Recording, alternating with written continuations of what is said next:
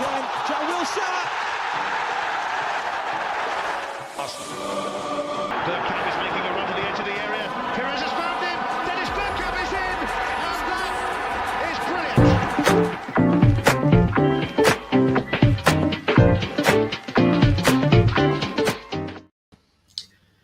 Hello, good evening everyone, and it's the Friday session. Welcome everyone to the channel. Hope everyone's all well. I just want to say a big thank you to all of you that have subbed. I want to say a big thank you for all your comments, and welcome to the community, one and every one of you.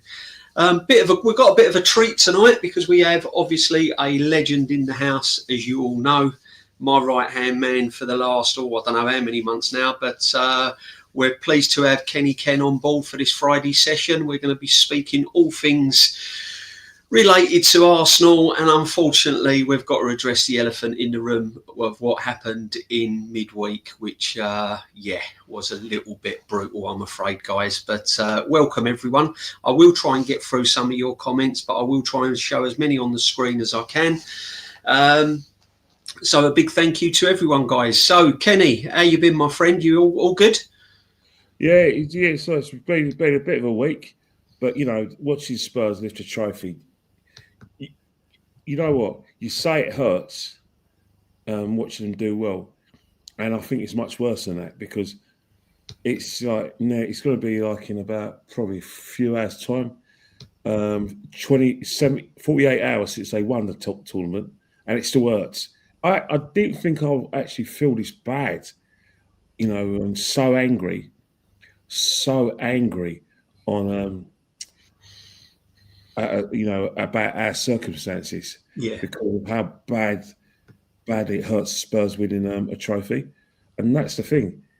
It could have been a League Cup, it could have been FA Cup, Champions League, God forbid, the League, for God forbid. It's the fact they won silverware and we didn't hurt so badly, because it pales into insignificance, how bad their season was.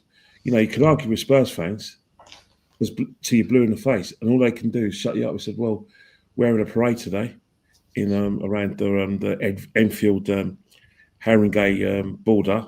What are you doing? I'm having to watch that. I'm having to go through Hybrid Islington yesterday, and I see Spurs shirts in Hybrid Islington, and they're on their way home after celebrating winning a trophy in Europe. That hurts so much. And it makes us look bad, because you speak to a lot of Arsenal fans. Some of our fans forget that we actually won 2 European trophies. It's been that long. Some people don't even count the Fairs Cup as a major trophy. But, before 1972, it was a major trophy. Leeds United won it twice. Newcastle won it. And we won it. Yet people forget about it. Yeah. But the same Spurs fans who don't count the Fairs Cup count the Captaincy Cup, because they've won it.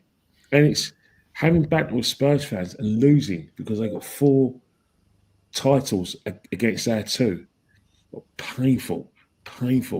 Yeah, it hurts, mate. It does. I've got to admit. I mean, same as me. I didn't realise until it actually happened.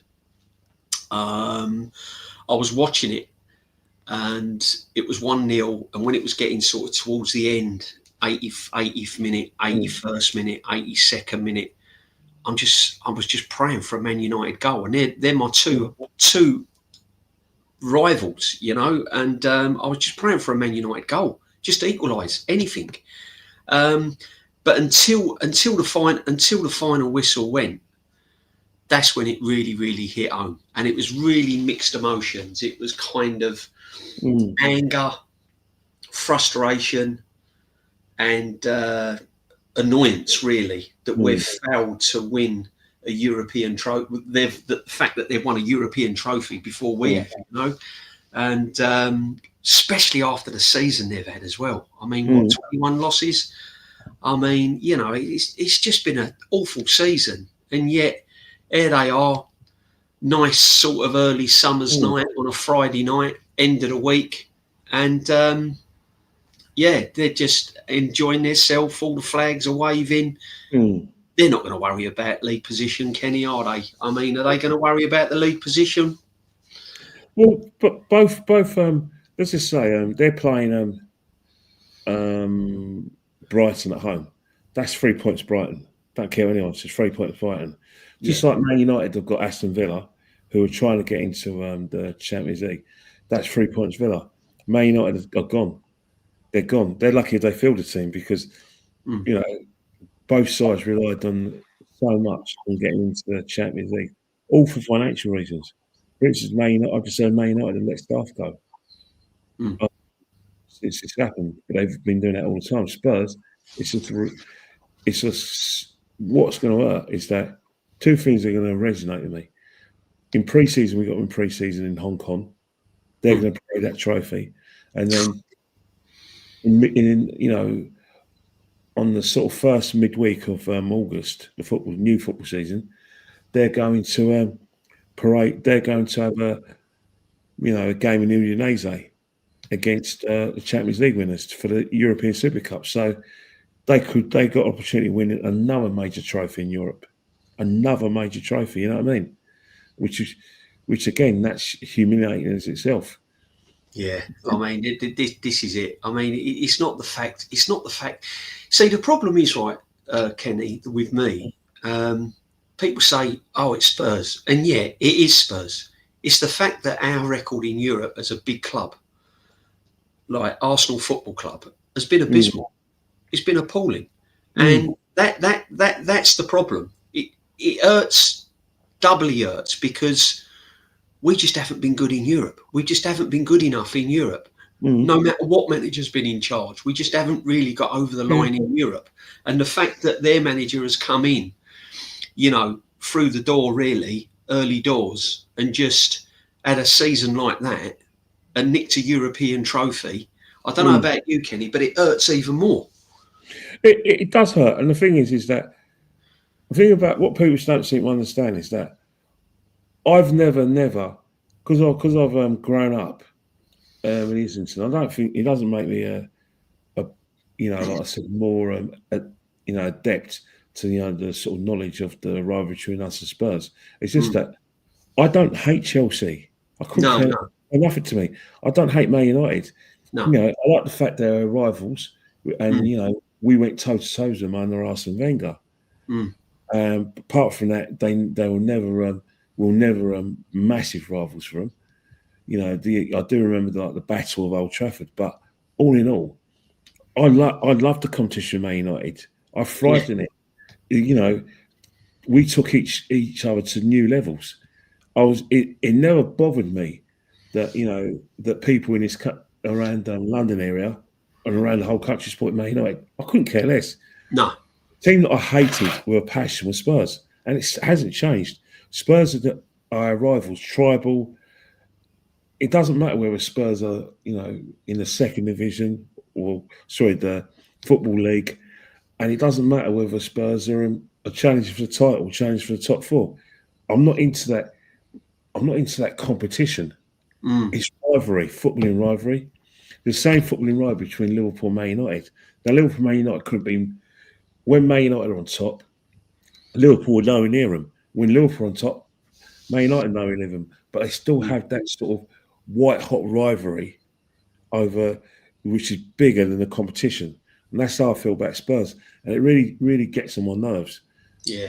When you hear Arsenal fans saying they hate Man United more, and they either disinterested about the rivalry, the local rivalry that's been built up by, well over 100 years now. We're talking about the rivalry for 112 years. It doesn't matter to them. Or what they're doing is that they're equating their rivalry with Man United because of things in the school playground. They got members of their family who were Man United, or they went to local schools in London and Man United, and these Man United fans used to phone them up. That's not your rivalry. That's your rivalry with your friend.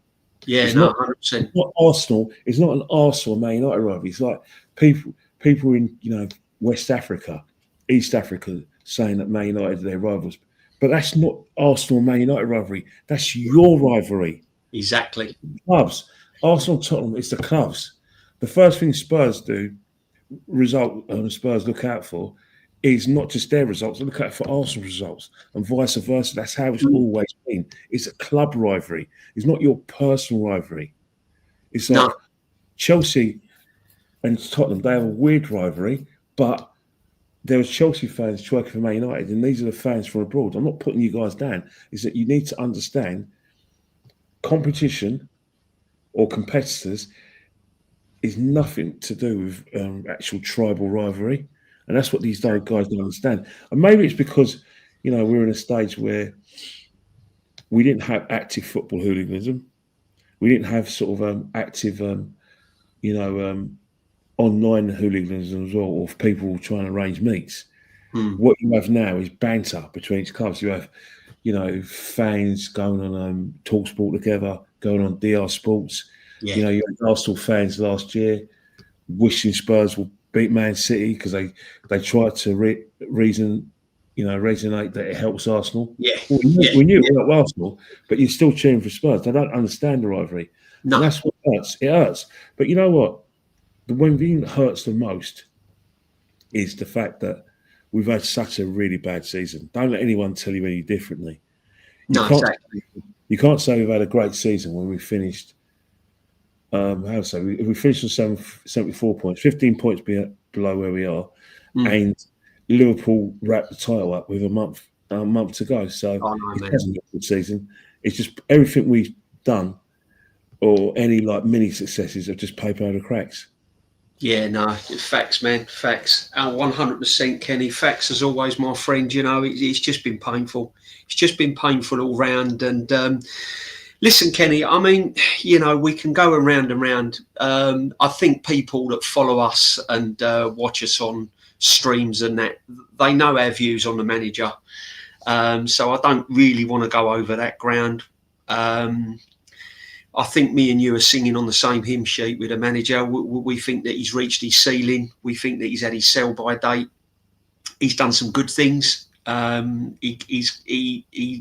got us back sort of going in the right direction. But now we're in that direction.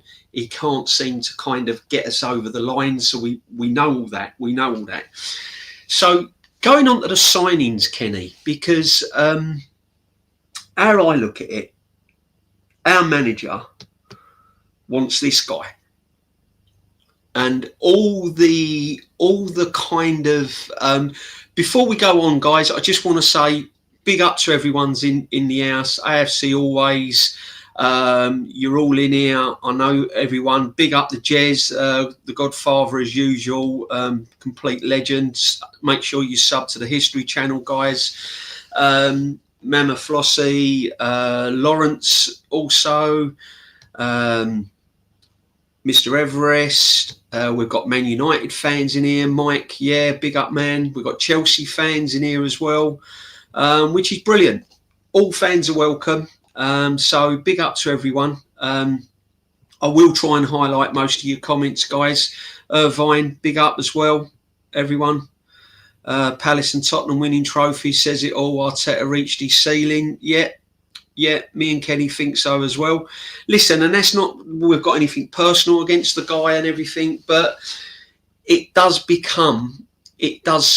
do start really disliking someone when you want them so badly to change things and it doesn't happen. It starts to become a little bit hatred, and that's the road I'm going down, and I don't like going down that road. Big up, Luca, man. Big up.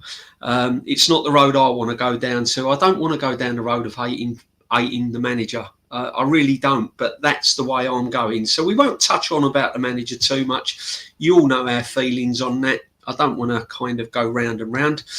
But Kenny, this is the man here, the Sesko. Benjamin Sesko will decide on his future at the end of the season. Well, we are linked with Sesko. I believe this is who Arteta wants more than Gyökeres. I think Berta thinks that Gyökeres will be a better suit. I think the most of the Arsenal fan base will probably want Gyökeres. But would Gyökeres necessarily, and this is just our own. This is just I'm just putting it out there. I'm not saying that Gyökeres is better than, you know. All I'm doing is just putting it out there. Would Sesko be a better fit, would you say, under this football manager, Kenny?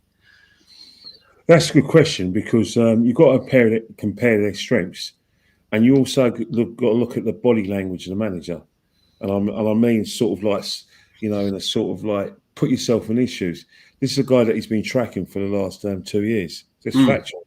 What we know about Gyökeres is that, you know, he was on the verge of agreeing personal terms. I think he agreed personal terms. But what he wanted is that he wanted assurances over his starting position. I think the situation with Kai Havertz, I don't think he wanted to play understudy. He's a young lad. I believe he's only 21, 22. It was a situation where he wanted to have one more year's experience in the Bundesliga, but there was definite agreement that he was going to come to the club. It was agreed with both parties, Leipzig and Arsenal. Sesko, agreed his personal terms, but he wanted a conversation with Mikel Arteta. After that conversation with Mikel Arteta, he decided to stay another season in the Bundesliga. So we don't know what will happen. We can only muse and probably assume that it was over what I believe it was over his guarantee of starting matches, not first team football, just guaranteed of starting matches. Yeah, because of the Kai Havertz conundrum. But the fact that Arteta still wants this player speaks volumes about how he believes he's the way forward. So two things Mikel's looking at. He's looking at his age, 2021. He's looking at the sort of ceiling that he feels he's going to go to. He likes the fact that he's 6'5", can hold the ball up. Yeah. He likes the fact that he can link the play.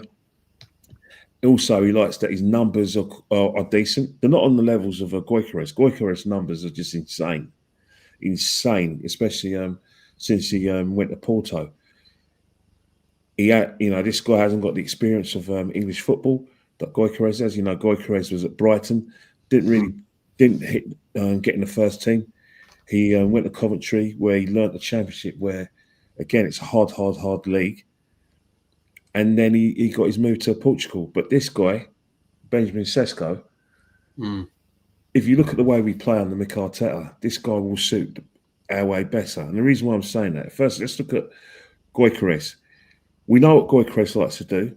We know he's one of those an all-action striker. Not only does he like to play on the shoulder of the defender, and he's a very direct player, he likes to get the ball from deep and drive into the box and score shoot from anywhere. You know how they say, buy the ticket. He's that kind of striker. Hence the fact there's no secret why he's got a lot of goals, because he shoots on sight, he comes in from deep, and marauders into the penalty area, and then he has a shot. Very powerful. Takes all the penalties as well. So he's a penalty. So he takes the penalties, so that increases his averages as well. So he scores all types of goals. But now, therein lies a problem. Yeah. The fact is he has to be. He's going to need to be the focal point of our play. So we have to allow him to come in the midfield and then drive into the box to take shots from 20 or 30 yards. Exactly. If he plays, he has to get the ball.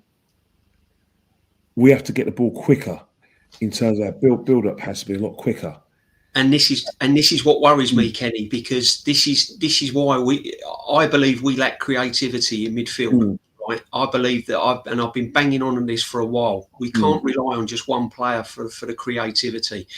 Although Saka is a creative player, he's more of a kind of winger that kind of crosses in, cuts inside, gets a shot off, beats his fullback. What I'm talking about, a creative midfield player, someone that buzzes around, someone that sort of drops into the little pockets and the little holes like we used to see Dennis Bergkamp and everything else. Guys, I will get back to some of your comments. There's some breaking news. Apparently, Jason Ato has left the club. I haven't seen that. That must have only just come in, but we can obviously try and cover that later on. Thanks for that, guys. So we do need that creative midfield player. And I know we've been, I still believe that if offers come in for Martinelli, the club will listen to those offers. I Have don't know. to. I don't know about you, Kenny. I'm with you on this. I think we need to get players out the door in order to strengthen, and it's the way the club is. I mean, if we'd have done the right thing over the years, perhaps in the summer, and if we'd have done the right thing, I think we'd have only needed to add sort of 2 more players this season. You know what about our summer sort of transfer of business? Hindsight's 2020. Yeah, but I knew this anyway. Me and my brother talked about it amongst ourselves. I said to I mentioned to my brother, look, if you think we're going to spend big like we did the season before, it's not going to happen, because the way clubs are structured, you know, to fit in with PSR and FFP, we're going to call it. Arsenal have to sell big in order to, you know, spend the kind of monies or get the kind of players they'll get in the season before. Yeah. Another reason as well is psychologically, Arsenal fans, not Arsenal fans, but Arsenal Football Club and the players in general, they psychologically thought, because they were so close, and last season. Although for me and you, close is very far, but because they suspected what we now know, that Man City were on their last legs in terms of like the team was getting old. Yeah. Yes, they won their own league and they saw it through, but that was probably the last hurrah for their team. So with our PSR concerns, and obviously with our belief that Man City were on their last legs and that it was now our turn, I suspect those two sort of mindsets were one of the reasons why we didn't go big.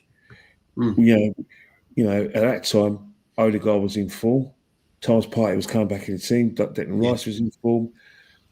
Saka was in form. We had a very good, all our players were in form. They just needed another season to get it over the line. And then people said, yeah, but we could have got a striker.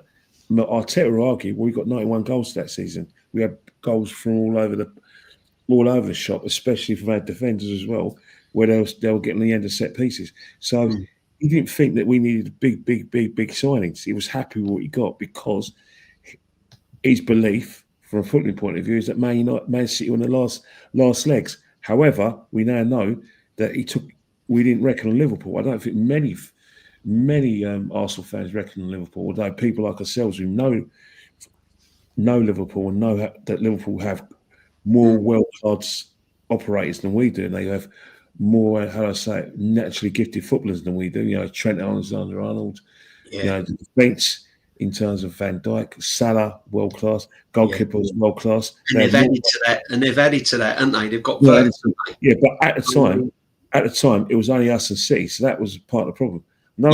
Another thing as well, we didn't take the risk, because all the players we sold, as far as I'm concerned, they weren't pushing for the first team. If anyone can tell me that how many games Smith Rowe played last season, I'll be interested. Yeah, they weren't kicking on, were they? They weren't kicking on. Eddie Nketiah got dumped like a bad habit because Kai Havertz.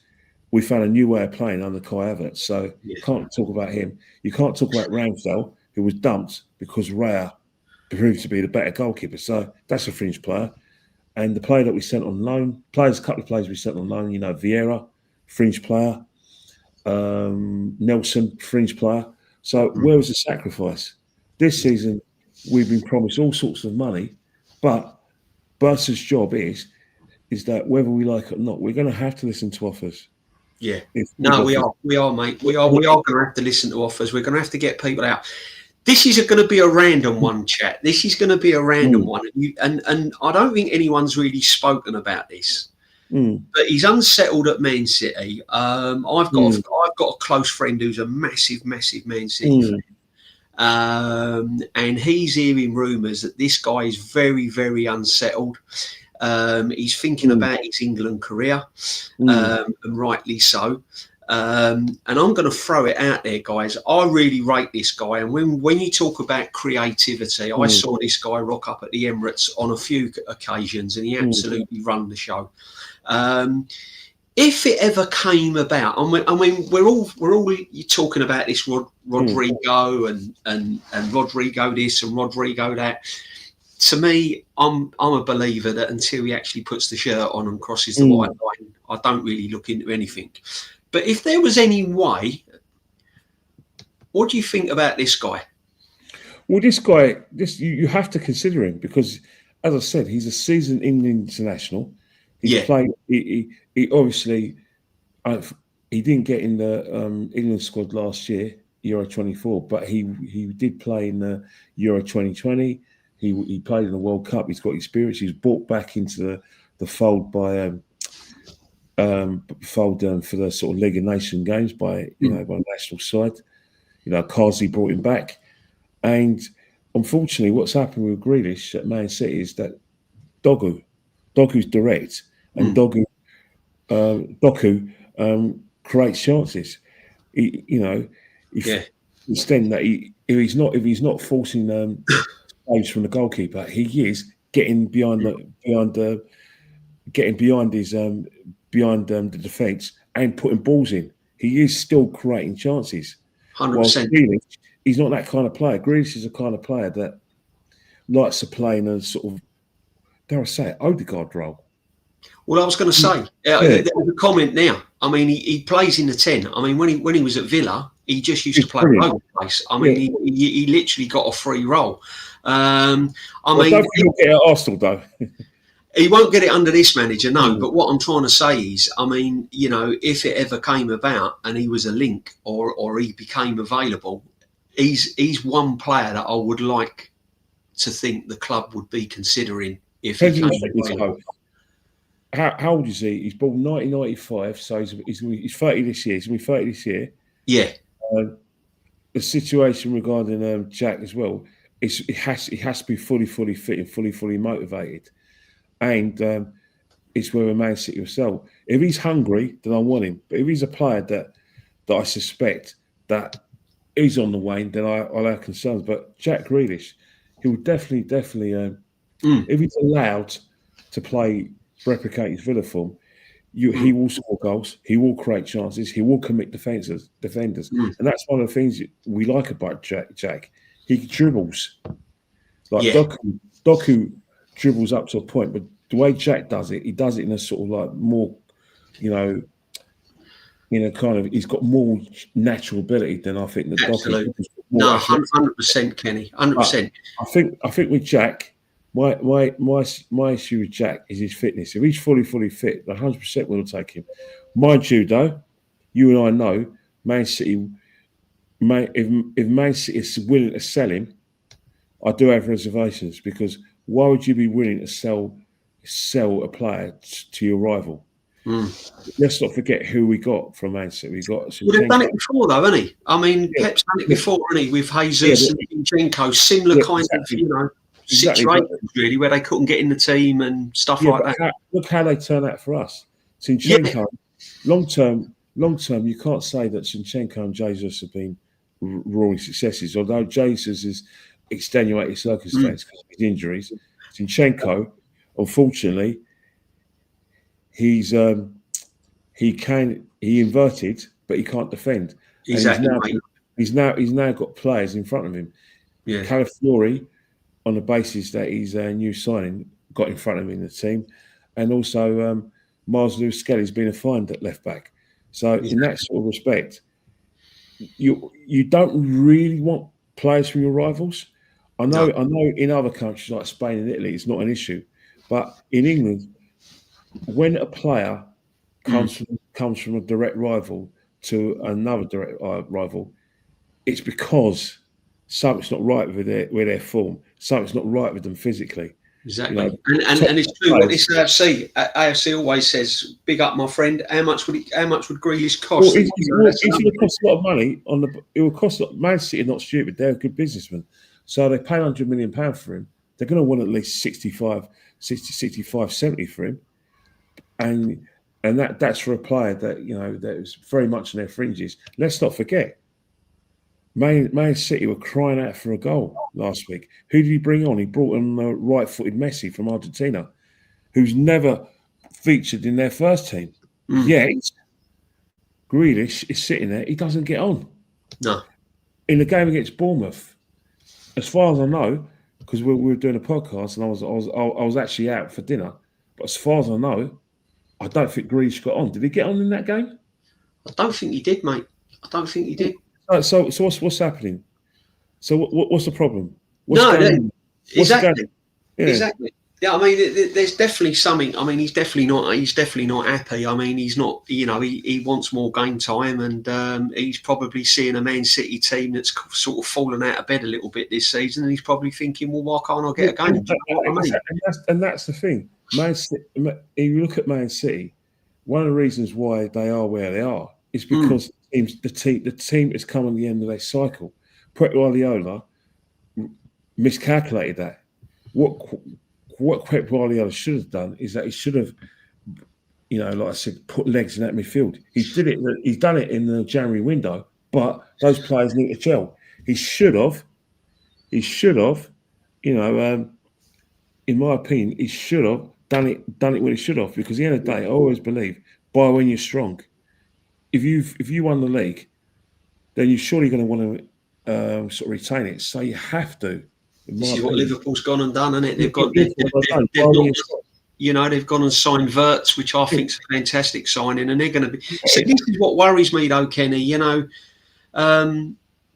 all knew. We've said it on streams gone past. We all knew that these teams were going to strengthen. We all knew Liverpool weren't going to stand still. We all knew that Man City ain't going to stand still, and all these teams ain't standing still. And we're in a kind of, I still say it's a rebuild. Well, we're having to totally restructure our team. We have to go. And that shouldn't be the case. All these years in, we shouldn't be doing this. And to be honest, it's why it comes down to the manager, To be honest, it's not a surprise, because let's not forget, he identified a problem at left wing, left wing, as early as January 23. He also, you don't go in for Mudryk if you're completely satisfied with Martinelli. He couldn't have been satisfied with Martinelli because he went for Mudryk. Then all of a sudden he had a change of heart.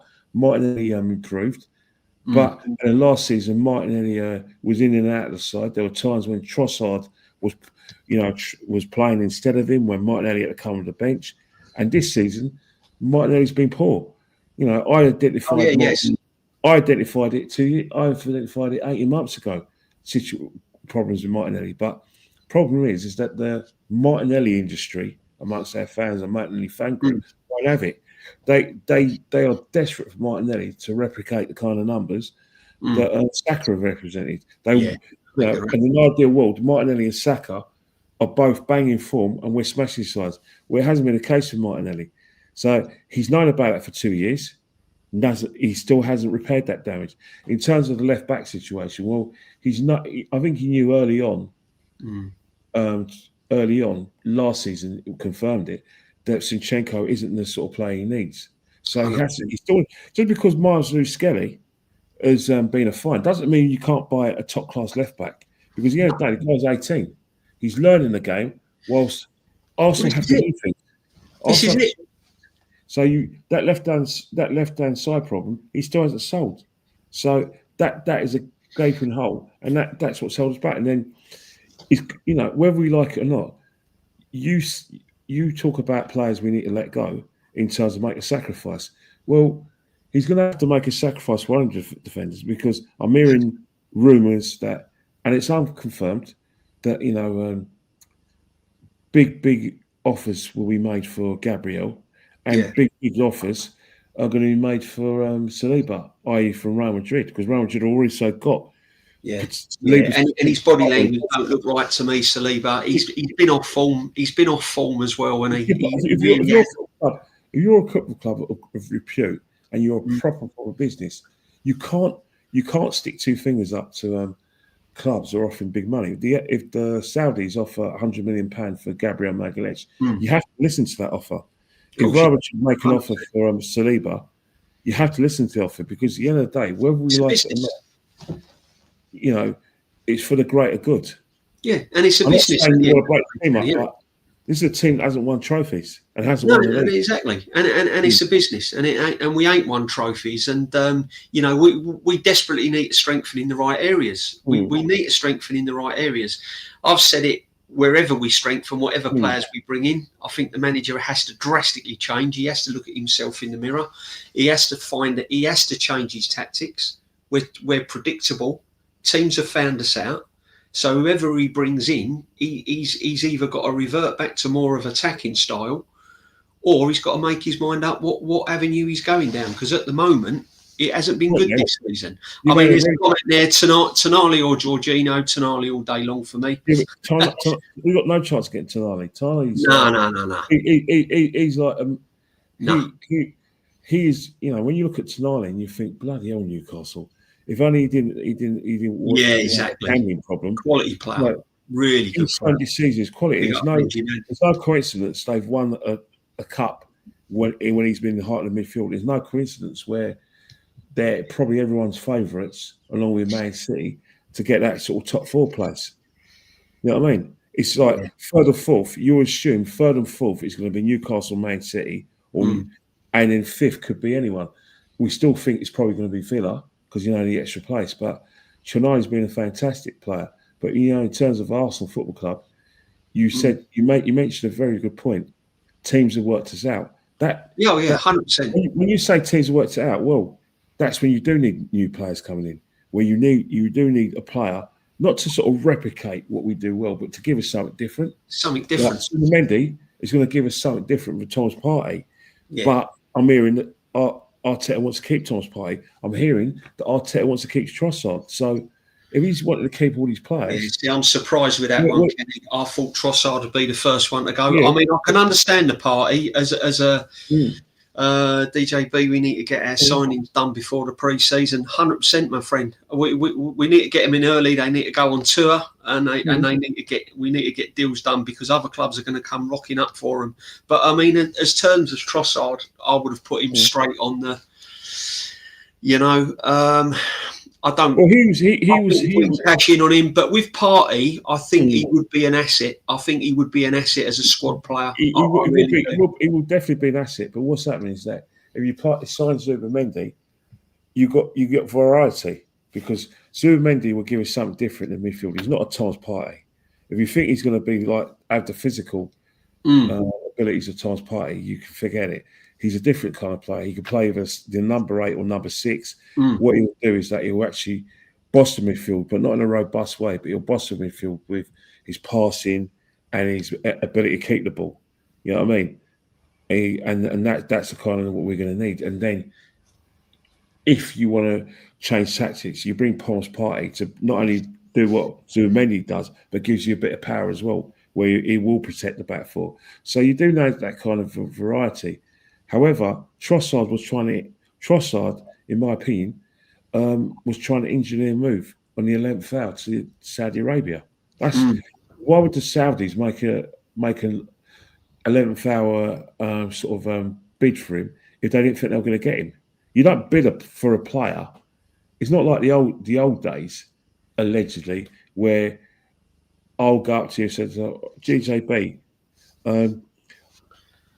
Man United have made an offer for you for about £45 million, and I'm telling you now, we will be listening to your offer. So my advice is that if I was you, you need to go and discuss personal terms with Sir Alex Ferguson. Make your decision, obviously, but I will tell you now, you're not part of my plans. Yeah. You know what I mean? 100%, mate. 100%. I mean, we've got Lawrence here. Big up, Lawrence. Big up everyone in the chat. Thank you for all your comments. I'm trying to highlight them the best I can.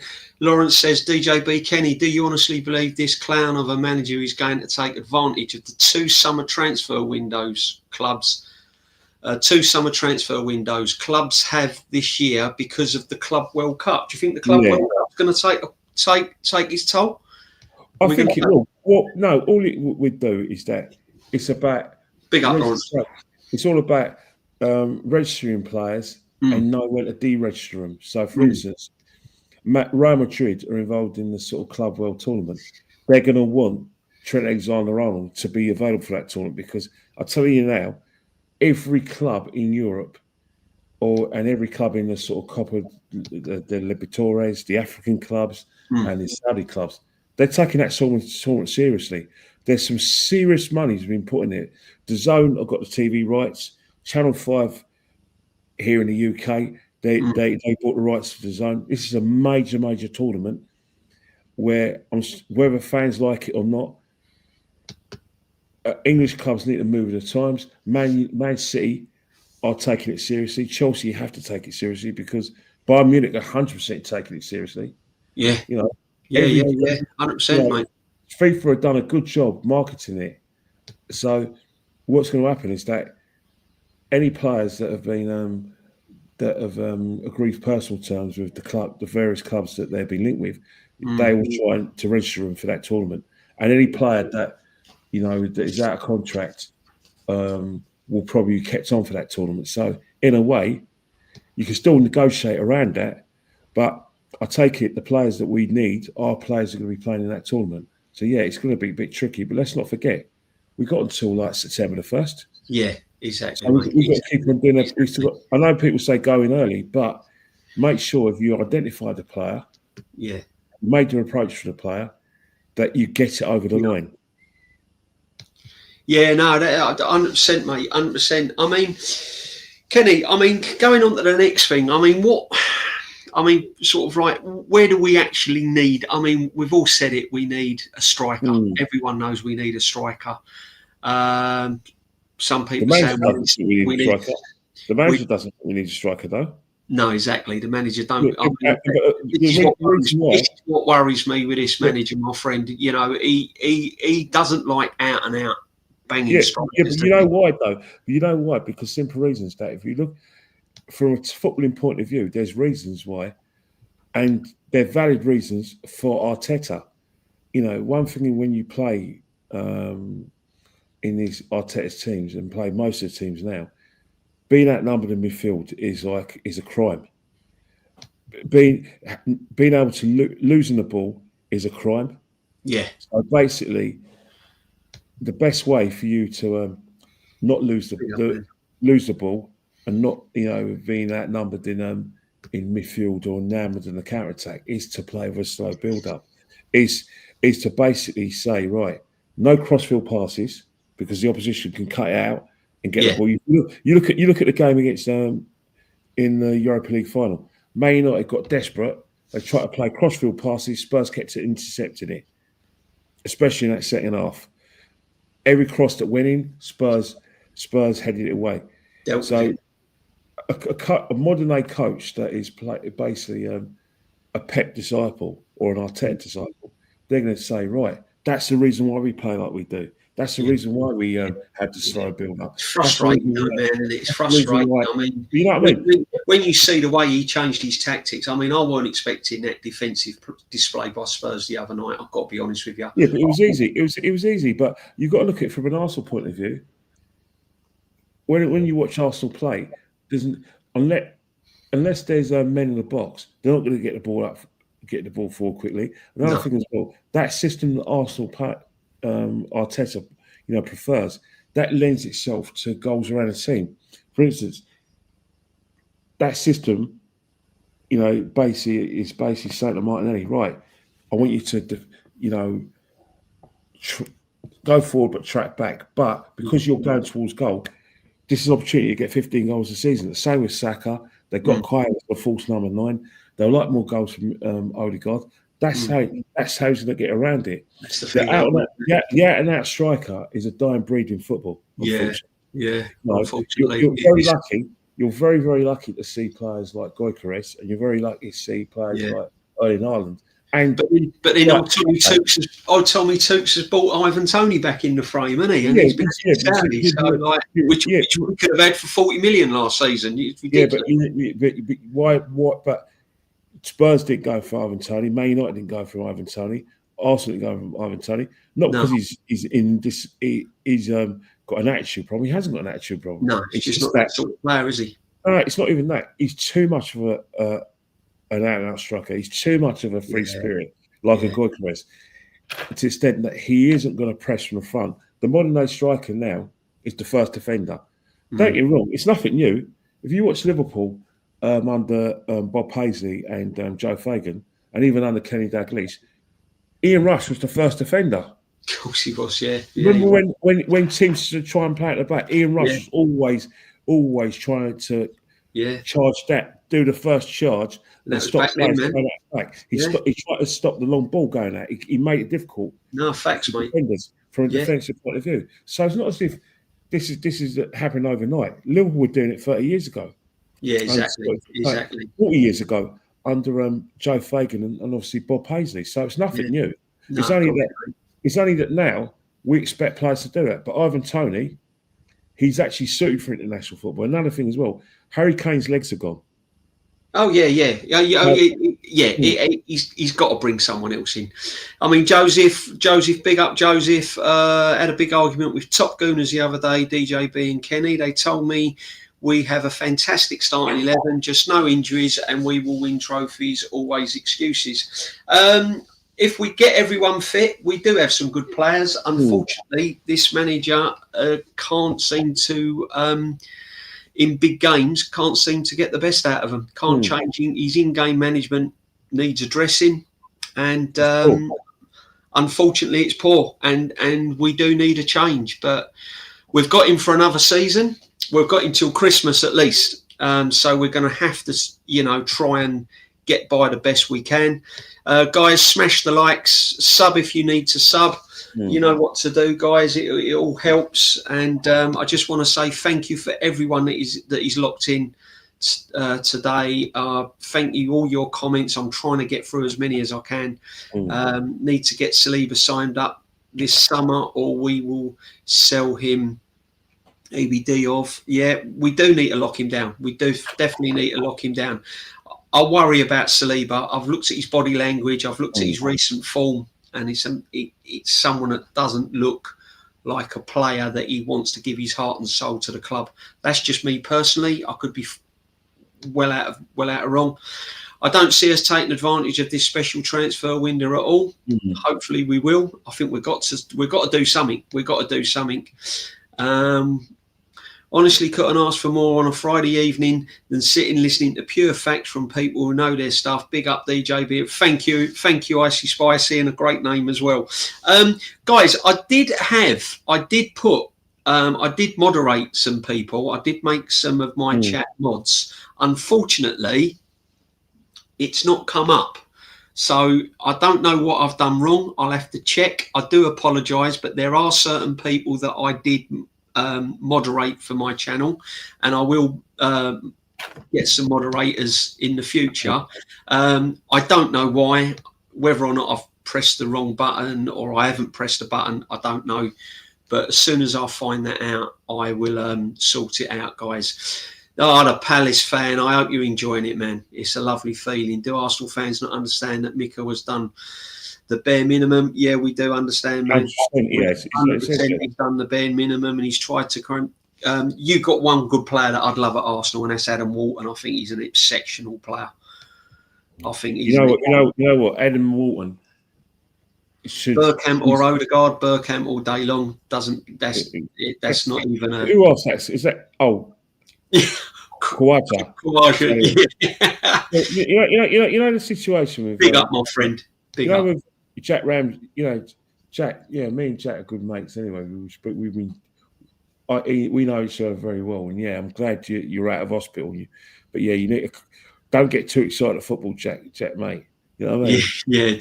One thing I would say about Adam Walton, I always say to footballers, learn your trade.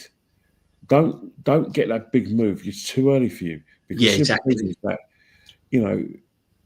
Kenny, how many times have we seen it over the years where players have come, burst on the scene, looked absolutely exceptional, not really learnt their trade, gone for a big move, and it just hasn't worked out for them. Do you remember Michael Ricketts? Yeah, 100%. Remember Michael Ricketts when Michael Ricketts had he had a good half a season with Bolton.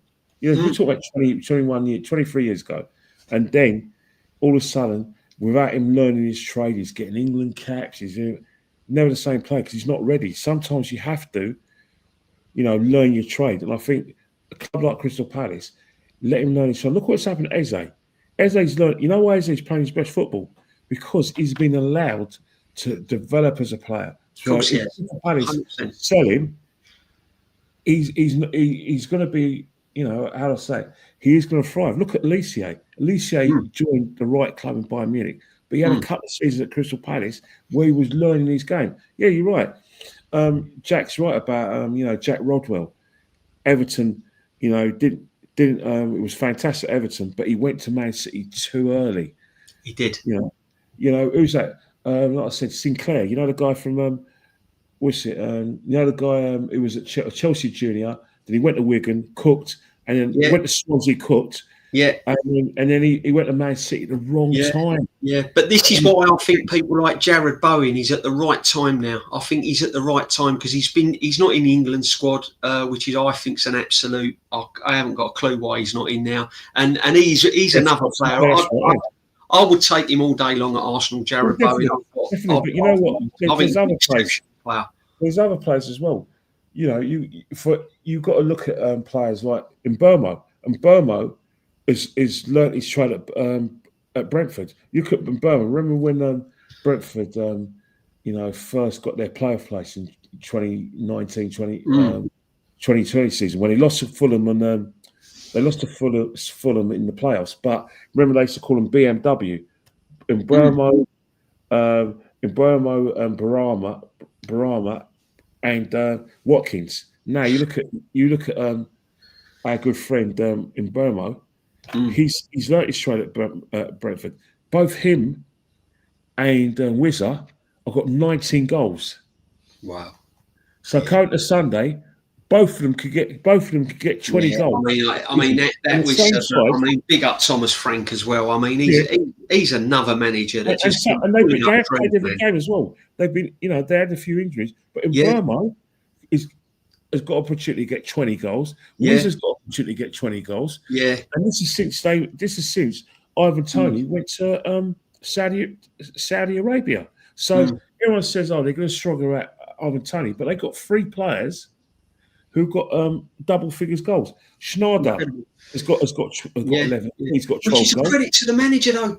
Ken, I mean, people say this is where I slightly disagree with Lee Gunner a bit, and I understand where he's coming from. And obviously the pressures being at Brentford and the pressures at Bournemouth are not the same pressures that you'd get at Arsenal and things like that. But I believe if you've got the foundations as a manager and you've got the tactical nous as a manager, then you take that with you and add to it at bigger clubs, don't you? You've got to start from somewhere. I know it's difficult, but I mean, I'm just throwing it out there, Kenny. You know it was. It's about your personality. Someone like a Thomas Frank or something like that at Arsenal? His personality, though, it depends on his personality. You've got to remember one thing. Not every manager's like the Poch. Like the Poch, remember, he learnt his trade. He was at Espanyol for a while, went to Southampton, and then he went to Tottenham. He didn't win anything at Espanyol. He didn't win anything at Tottenham. But he went to Spurs because he had a couple of years' experience at Southampton. He went to Spurs, and it's like he stamped his authority on the team. He got rid of some of the bad players who he didn't fancy, players that he kind of fell out with. I know he fell out with Townsend, Andros Townsend. He fell out with players like Shagley. He fell out with Ben Taleb. So he's quite a few. And he managed to get rid of him and get his own men in. Now, Thomas Frank, has he got the personality to be able to do that at a club like Arsenal? Because he happened with Unai Emery. Unai Emery is one of the most respected coaches. Yeah, and this is Kenny, and this is the problem, mate. I don't think the problem is with a lot of this fan base. They're so obsessed with this Arteta. I think whoever comes in after him, he's got to be exceptional because they just won't take to him. Well, of course not, because he's in for reasons that, the same thing with Wenger when he left. The thing with Unai Emery, anyone who knows anything about football, just knows anything about football, knows that the biggest sabotage job was done on him in that Europa League final. We could tell that the players completely disregarded everything he said. and the players that let us down that day, isn't it ironic that all of them, Arteta threw them all out of the club? For instance, players let us down that day. Aubameyang, Lacazette, no longer at Arsenal. Guendouzi, no longer at Arsenal. Ozil, no longer at Arsenal. How comes within about two years, the majority of them all out? Because Unai Emery left a dossier on the players and their strengths and weaknesses. And one of the advice that Unai Emery left of Mick Arteta, who, by the way, they're both mates, they're both Basque. Yeah, right? They are. They're both from the Basque region. Yeah. What was the first thing? What was the first two things Arteta did? Got rid of Guendouzi and Mesut Ozil. Mesut Ozil, after lockdown, wasn't even in the matchday squads. No, I know. He made it. He made his stand. I'll give him that. Whether you agree with it or whether you disagree with it, he certainly played. And for a young manager, he made his stand. And I'm thinking, hang on a minute, we've got someone powerful here. We've got someone we've got someone that means business here. But unfortunately, from the manager's point of view, it's all unravelled because, like, we're looking now further ahead, and we're looking the way like Ranieri's being treated. It's just crazy. But that's the thing with the Ranieri's thing. We don't know what happened. No, we don't. I think it's tactical, but. Yeah, I think he's going on loan, Kenny. Between me and you, I wouldn't be surprised if that will be the first out. Well, I think he will go on loan somewhere. It depends. Yeah, but you want him to go on loan in order to come back here a better player. Yeah, Jack Wilshere. He had a few games for us in the Premier League, and then Bolton took him on loan because what's his name? Owen Coyle. When Owen Coyle was Burnley manager, he went to Jack Wilshere at Burnley, but Owen Coyle left Burnley to go to Bolton, and he took Jack Wilshere with him so he can learn his trade. So we would like to think that Ranieri, from a positive point of view, is learning his trade and ought to come back. Remember Smith Rowe? He went on loan to Leipzig, didn't he? And he came back a better player. So you have to a better player, and it's all about injuries as well, though, isn't it? It's all about staying fit and everything else. But I just want to move, Kenny. I just want to move on, my friend. What's your opinion? And what do you reckon your opinion on this guy becoming captain next season? Not going to happen. It's not going to happen for simple reasons that the only way Odegaard loses the captaincy is one if he gives it up or one if we get a new manager. The captaincy, Odegaard's captaincy is set in stone. As long as Mick Arteta is our manager, then Odegaard will have no problem. But that's frustrating, isn't it, Kenny? Because when you speak to a lot of the West Ham fans and when you speak to West Ham fans and everything else, one of the reasons what drove them forward and one of the reasons what were kind of for their success in the conference and staying up and stuff like that was this guy's leadership on the field. And we've seen some examples of it, haven't we? The way he got hold of Partey. He's had sort of confrontations with Gabriel, and not bad. He's a winner, isn't he? He's a winner, and he plays with his heart on it. What I'm trying to say is he enjoys his football, doesn't he? He's passionate. Agree 100%. But the situation is, though, you've got to remember one thing with Declan. It's the same thing with Jorginho. When Jorginho was at Chelsea, he was their penalty taker. Since he's come to the club, he's not taking the penalties. Saka takes the penalties. The same with the captaincy. It was the main man after Mark Noble, because obviously West Ham always have long-term captains, going all the way back to Billy Bonds. Mark Noble was Mr. West Ham. Mark Noble's legs went. Declan Rice assumed the title. But the thing is, he's coming into a club like Arsenal, where under Mick Arteta we've got a very established captain. Established captain. Martin Odegaard's been our captain since Aubameyang was stripped of the captaincy. So, especially if you think about it, for all of the 21-22 season, Martin Odegaard was captain, and I don't see why Arteta will change it. But I do understand what you're looking at from a sort of like, if you don't mind me saying it, I say it affectionately. In this country, say it. It's what you're here for. In this country, we're very obsessed with captaincy. We're obsessed with it. Whilst in other cultures, the captaincy is isn't a major issue. Another thing as well with Odegaard, let's not forget, under Mikel Arteta, under Amorim, under Guardiola, the captaincy doesn't mean anything because these guys micromanage. If you had a really strong captain, do you think that Tony Adams would allow Mikel Arteta to micromanage from the touchline? It's not happening. No. He wouldn't let George Graham manage. He would let George Graham do it, and he'd never let Arsene Wenger do it. But the modern manager is basically like the captain on the field. Yeah. For instance, I only have to talk. Another reason why it actually made me laugh. They just toss the coin, Kenny, didn't they? That's that. To me, the modern day captain just tosses a coin. Well, look at Declan Rice though. You say Declan Rice is a leader. Why in the 90th minute was he asking Nicolas Jovel what to do in a corner routine? In the 90th minute, it was 1-0 up. So that just shows. I saw that, man. I saw that. The captain's like role is so outdated now. The managers micromanage.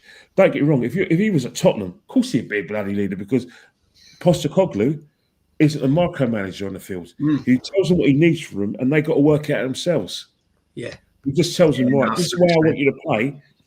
This is how we're going to do it tactically. You go out and do it. He keeps quiet. He folds his arms. Whilst at Arsenal, Guardiola, Arsenal, Man City, and Man United, you always see Arteta directing traffic, telling players where to run, where to.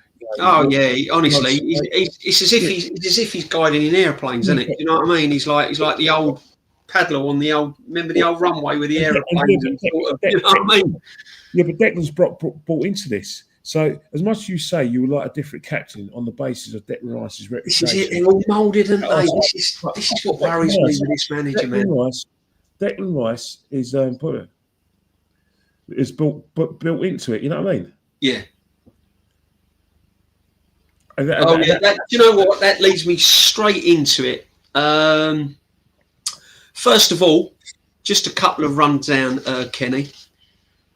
Players you'd keep and sell. So just give me kind of, apart from the obvious ones like the Jesus, Zinchenko, Zinchenko.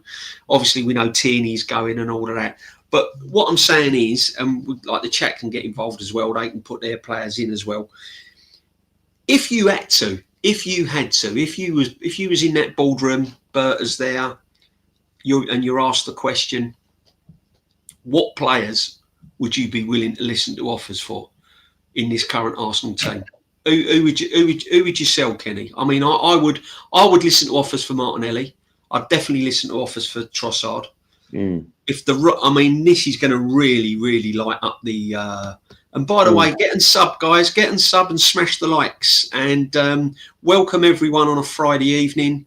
You've been spoilt tonight because I've got Kenny Ken with me. Always a pleasure, my friend, to have him on board. Speaks loads of facts. His knowledge is unbelievable. So smash the likes, guys. Sub. I do. Honestly, guys, I can't thank you enough for all your comments. It's what makes the show. And we're just having a chat, man. We're just chatting. We've spoken about transfers. We've spoken about all different things, and that's what it's all about, guys. It's a little bit kind of getting away from the hardcore stuff. Mine and Kenny's views on the manager. We want him gone. We want to change. That's for certain. So Kenny, what do you think, mate? Who would you? I mean, two that sense of mine's Martinelli, Trossard, and as I said, this will probably light up. But considering his age, considering the horrific hamstring he's endured, and we don't know how he's going to come back, and a centre half, a hamstring tear, is not good. I think you would have to, if the Saudis come in and they started brandishing 90, 100 million pound for a centre half, I would have to consider Gabby Magalhaes. I mean, how would you feel, Kenny? First and foremost, without a shadow of doubt, Martinelli is a player that we should be selling. we have to listen to offers. He's at the right age. His wages are staying on us. You definitely have to, make a decision on that. So that's a player that I'll definitely listen to offers for. I'll listen to offers for, and I'm talking about first teamers. I'm not going to talk about fringe players. I'm only talking about first teamers. Yeah, exactly. I mean, we all know the obvious players, but I mean, who would you, if you're starting 11, who would you listen to offers for? Well, first and foremost, it's Martinelli, and that's something a player that I call. I'll listen to offers for Kai Havertz for footballing reasons, on the basis that I'm not saying he hasn't done anything wrong, but what I'm trying to say is that if you do want to go down that road there and a striker, and you do want to get Sesko in, then I don't, and you want to make him a focal point of your side, then there's no room for Kai Havertz. Maybe come off the bench, but you don't pay £65 million for a German international for him to sit on the bench. So you have to make another thing as well, in the midfield as well, there's no actual role for him in the midfield. No. He could be a horses for courses player, but long term, if Arsenal are going to go down that road of getting a striker, then those two players are players that I'll have to listen to offers for. In terms of another player, I would listen to an offer for Benjamin White on a basis that that's a good shout. If I can get Timber fully fit, then I can't. What about the backup though, Kenny? What about the backup? But the trouble with backup, I still have issues with him defensively. Yeah. Against midfielders or forwards with quick feet, I still think he struggles. Yeah, and that's nothing to do with his injuries.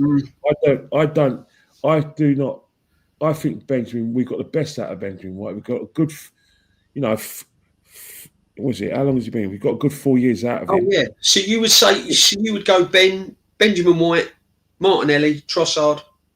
No, I don't Trossard. That's a given, and Kai Havertz, but all for footballing reasons. Martinelli is a footballing reason that shouts to me. Benjamin White is a player that I do think we can upgrade on him. Yeah. In terms of I'm not saying he's done anything wrong.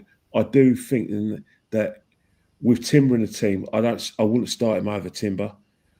But what I do want is I want someone who could push Timber, and I don't think Benjamin White could do that. I think Benjamin White is, from an attacking point of view, no problem with him. Had a great partnership with Saka. Oh, definitely. However, defensively, I do have concerns. Whilst I don't have no concerns about Timber, I don't have, that's how I look. That's what I'll do in terms of getting players in. I still want a left back because as much as I like Miles Lewis-Skelly, even though he's signed all these left backs, hasn't he? We still need a quality left back. This is what he's crazy. Kieran Tierney's going. Yeah. So you don't have that issue with Kieran. Kieran Tierney's leaving, so he's got to go. Zinchenko has to go, so he's got to go. Tomiyasu, he's injured, long-term injured. He won't play football. So you do have to get a proper left back in because at the end of the day, I always look at the second season. Miles Lewis-Skelly's been fantastic, and he'll continue. Still learning, though, Kenny. Still learning, isn't he? He's still learning his job. So for me, I still think that issue at left back still needs to be solved. But and not only that, though, Kenny, as well, though, I can see, I can see Skelly. I mean, I'd like to see Skelly be that creative midfield player. I'd like to see him be that midfield player. He has to evolve in that role, and the manager. It depends how far he thinks he's going to go. We always kind of suspected with Saka that at left back there was more to come from the guy. And then it transpired there was more to come from him. Let's not forget the real reason Nicola Pepe was Soka's requirements is because of the form of Bukayo Saka. They play in the same position, but because Bukayo Saka is a player that you may say he's not as gifted as Cole Palmer. You may say he's not as gifted as Nicola Pepe. You may say he's not as gifted as a lot of players who play in his position. But he's better than those guys because he makes the right decisions all the time. He crosses at the right time. He shoots. He goes for goal at the right time. He commits defence at the right time. His decision making is elite. Exactly. I'd love to see a quality left back. I'd like to see the same sort of left back as what we've got in Timber. I'd like to see Skelly in the midfield. I'd like to see him evolve as more of a creative midfield player, someone that gets the ball, drives forward.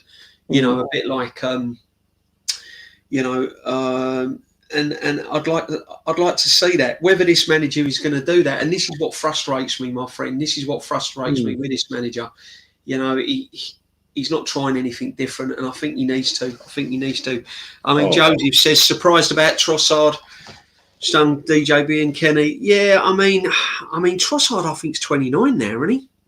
Well, he's had a good career, and the fact is that obviously, I mean, you still get like 30 mil, 20 to 35 mil for him, can't you? Do you want me to be blunt about Trossard? Trossard is an effective player, but when you talk about a top class operator at a club like Arsenal, I just think there's better out there than Trossard. Yeah, 100%, mate. 100. Trossard. Yeah, and that's nothing against him. He's over by playing for us and achieving what he does with us. I think he's overachieved because I've never once to be in a situation where his versatility has kept him in the manager's mind, and he's had a good career with us, but he's not going to win us the league. He's not going to win us the European Cup. No, he's not. And the problem is now is because we've been so starved now. I mean, at the top 6 clubs, we haven't. We're left behind. We're left behind on the trophy on the trophy cabinet. Now Spurs have won it. Do you know what I mean? So we need players that are going to come in and going to be top quality. I mean, we'll never go back to the days of the Henrys, the Perez's, and the Bergkamp. They're the sort of ilk players that we're going to need. Do you know what I mean? They're the sort of, that's the sort of class ain't going to happen, but that's what we're going to need. Well, you never say never in football, but at the moment, I don't see us getting those kind of players because those players were so unique. And the thing that made them so unique, they all came through at the right time. They all joined Arsenal at the right time, and they all peaked performance-wise at Arsenal at the right time. It's time for a change, man. Time for big changes. There's going to be some big changes. There's going to be some big changes, Kenny. And I mean, before we kind of go, mate, I just want to say thank you for all the before we round it off with my final kind of thing to throw at you and throw at the chat. And once again, guys, the chat, honestly, absolutely brilliant. Your input's been fantastic. All your comments have been valid. All your comments have been have played a part in the show, and that's what it's all about, guys. It's about building a community. It's about coming on here. It's about we're not going to listen to kind of abuse and stuff like that, and there hasn't been any that I've seen. So big up everyone. As I said, I will sort out the get some moderators to give me a hand, to help me out a little bit. If you haven't smashed the likes, please do so. If you haven't subbed, please do so. And I'll get Kenny to shout out where you can find him at the end of the show. But before we round it up, Kenny, what do you think on the game? I mean, we've got to speak about the game on Sunday. I mean, I know it's a non-entity. I was shocked to see on the website. This is how desperate Arsenal Football Club are, my friend. I was shocked to see on the Arsenal website they made a great big and go and check it out, chat. Go and check it out. They've made a great big thing about if we beat Southampton, we hold the record 14 for not getting beat on the final game of the season. Over 101 years, blah, blah, blah. I mean, how desperate's that, Kenny? I mean, does it matter if we win, draw or lose? I mean, obviously we don't want to lose, but I mean, this is how far we've come as a club now. We haven't won a trophy. Right. The last time we lost the last game of the season, when was the last time we lost the last game of the season? Was it 2004 or something like that? No, not 2004. It was 2005. 2005. 2005. We lost against Birmingham 20 years ago. Yeah, I'm That's trying to get it. I remember. I remember to get it up, but I don't know. Yeah. I mean, basically they go. Basically, what it was that they were going through all the last game of the season fixtures that we've had over the years, and apparently we break a mini record. We over. I think we're on 13 at the moment, and it goes to 14. But if you think about it, you got to remember one thing, DJ. Come on. Young people and younger are influenced by these stats. No, not at all. The modern football influencer is a stats man. That's how that's the stat. They're obsessed with stats because the simple reason is that stats build up their argument. You know, they're not going to talk about the games that they've watched. They're going to talk about the stats, and the modern podcasters are stats men. You go on like Sky Sports in a week. You know, during a weekday from about 10 to about 12, they have a show with you know, I forget his name. Is Rob Bonnet, Chelsea fan. On a Tuesday, they have a guy specifically comes on, and he will just reel off all the stats. Talk about a load of football. Modern football. Yeah, I know.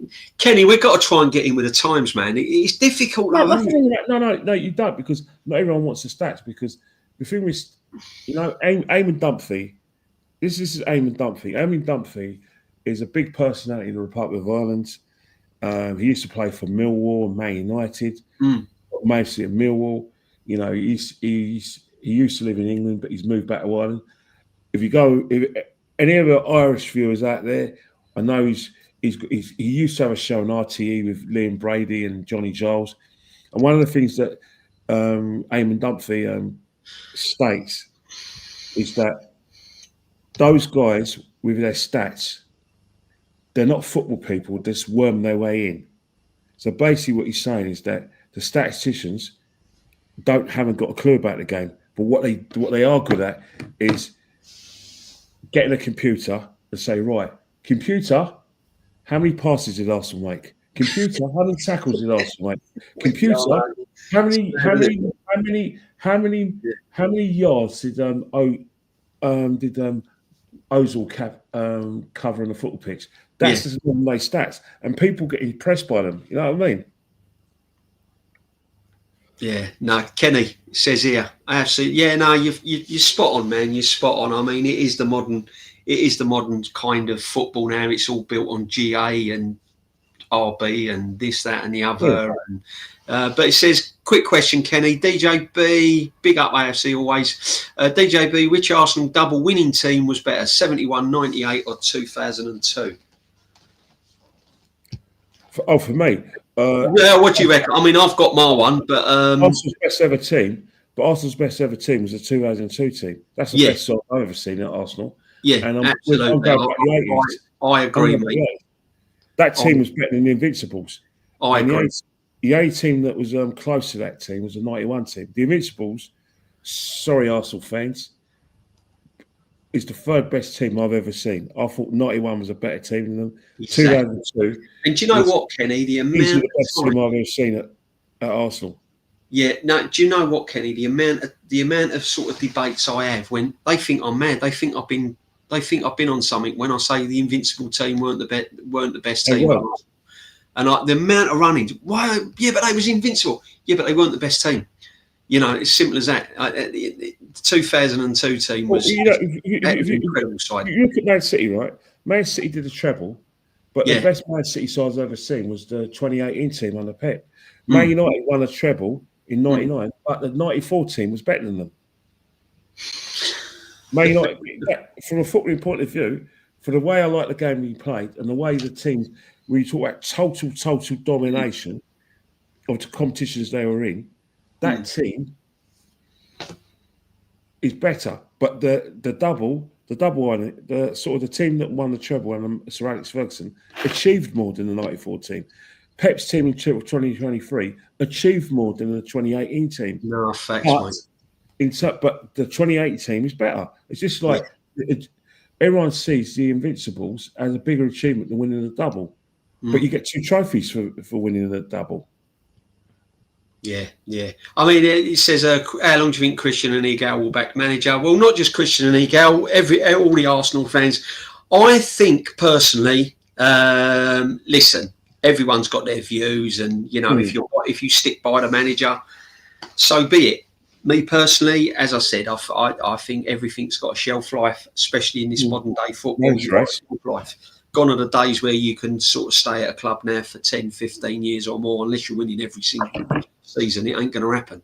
But I think the first part of next season will be crucial for Arsenal Football Club. Oh, great. Not so much the signings. I think the first 8-10 fixtures of that football season will see what direction this football club's heading in. And I think if we're not kind of in and around looking like a Premiership winning team come Christmas, I think there'll be some. I personally think there'll be some changes, and I've said that all along. I said he's got till Christmas. I said that to Paul Merson actually. Yeah, for Arsenal though, unless it's catastrophic. Oh yeah. Yeah, we know changes. If it's like mundane, we're in the 3rd or 4th place, 5th place, but we're not going to win the league, then the decision we made at the end of the season. Because I think if you look at the situation, the disruption we had in 2019, 2020 is because Arsenal was so far away from getting the top 4 that a decision was made on Unai Emery.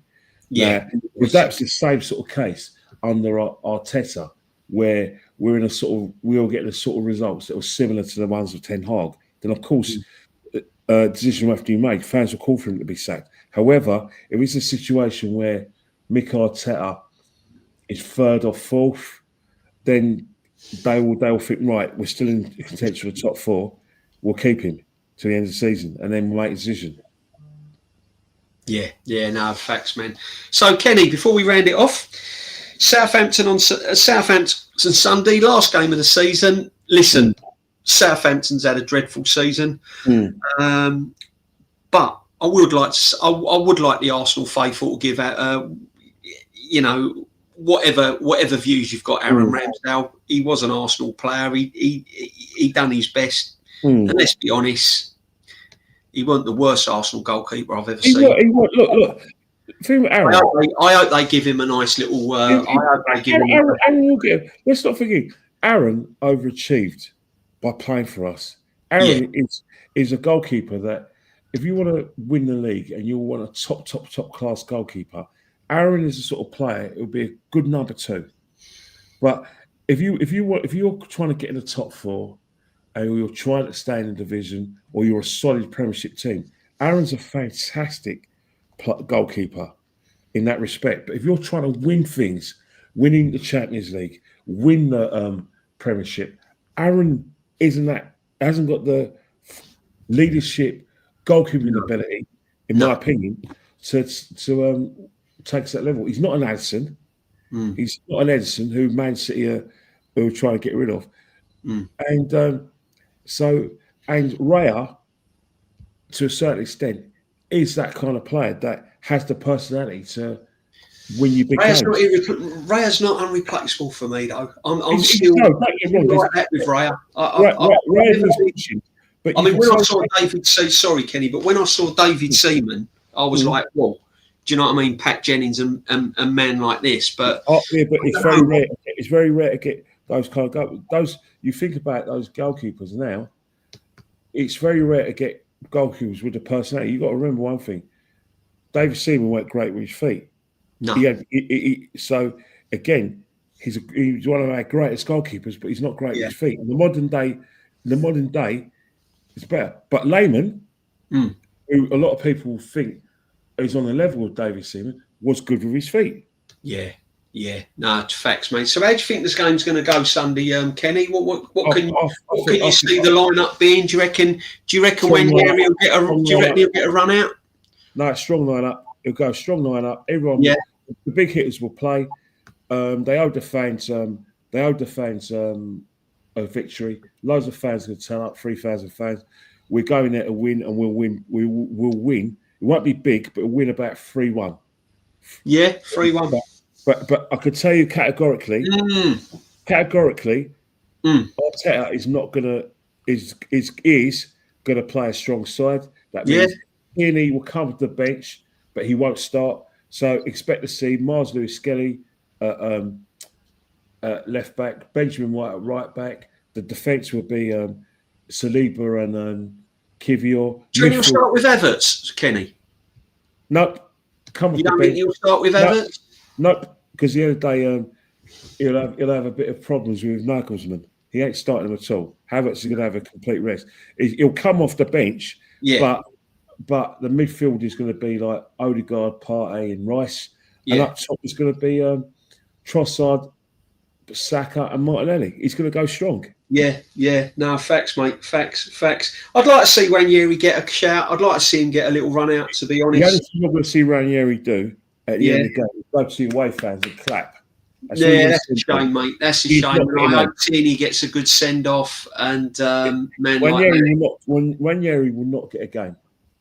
No, it's a shame. Even if he gets on for 20 minutes or something, I'd like to see him. I think he'll warm up for 20 minutes. He'll warm up for 20 minutes. He won't get on. He'll go up and down the line. He'll get the sponge out and the bucket and the cones. He'll collect the tracksuit bottoms and everything else. Man! I'm sorry to say, he's not getting a game. Oh, Kenny, I'll tell you what, it's been a frustrating season, my friend. It really has been a frustrating season. It's been a long season. And I've got to be honest, Spurs winning that the other night just was the icing on the cake for me. It's been an absolute dreadful. I can't think of a more... it's got to go down as probably up there as one of my worst seasons. Yeah, you know why? Statistically, it actually isn't. But no, it's not. Because of your expectations. Yeah, expectations-wise, that's Kenny. Statistically, it isn't. But statistically, no. But expectations-wise, yes, it's been the worst. Yeah, and your expectations have been built up for the fact that I really thought we would win something this season. I really did. Even though I didn't know the manager had it, even though I wasn't confident with the manager, and he's just answered all my questions again, my friend. He's just answered all my questions again. Look at it. The other day, this season, whether we wanted it or not, he's the man in possession. So because he's the man in possession, we even though we don't think he's very good, we still set high targets for him because he's managed to last a football club. No, that's the thing. No, 100%, mate. 100%. It's tough, man. It is tough. It's really tough. But yeah, no, we're going to wrap it up, Kenny. First of all, I don't have a channel. You don't have a channel. Where can people follow you, Kenny? They can follow me on Instagram at KennyKen1972. I've Kenny Ken 1972 quality. I do. Like I said, put out some Instagram stories. Yeah, it's basically my topic of the day. Like. It doesn't involve Arsenal, but it involves football.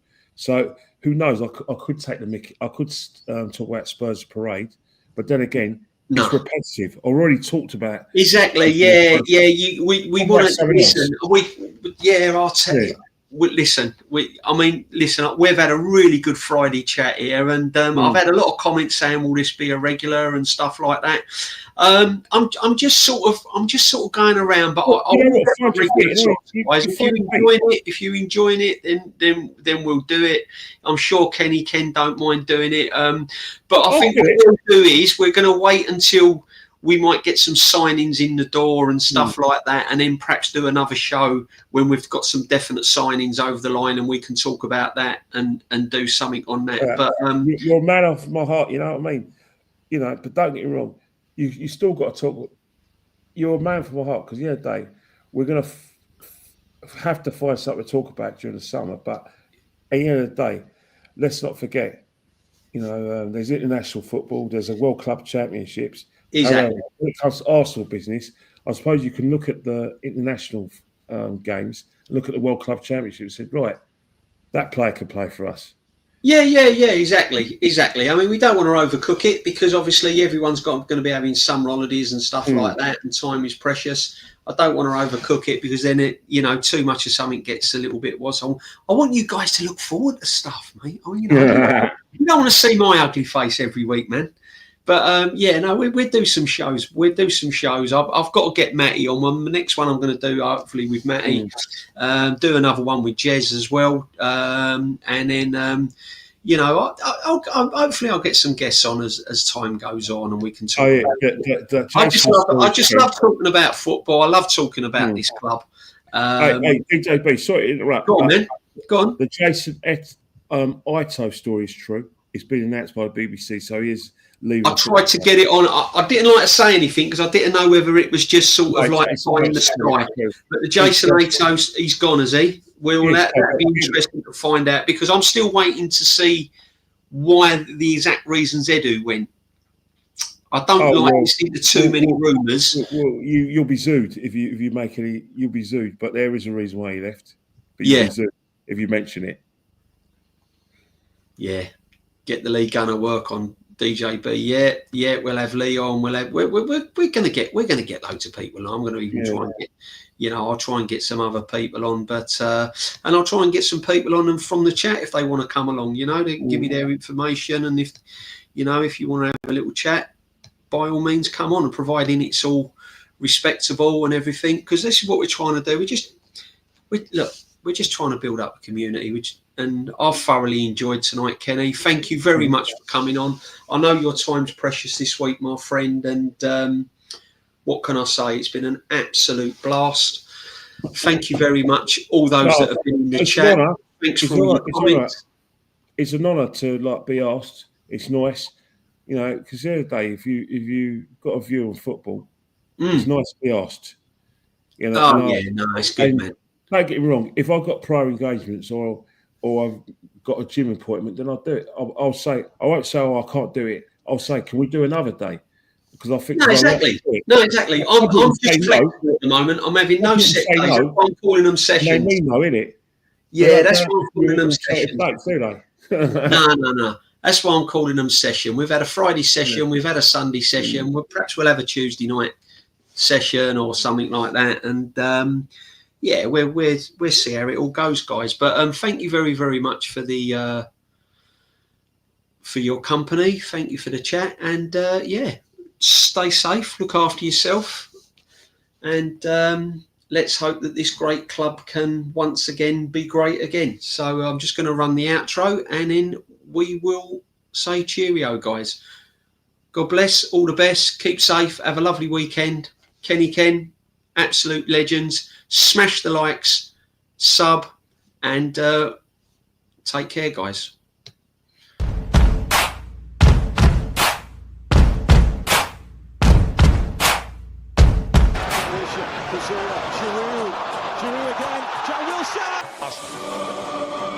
They're in possession with Henry. Bergkamp is making a run to the edge of the area. Perez has found him. Dennis Bergkamp is in. And that is brilliant.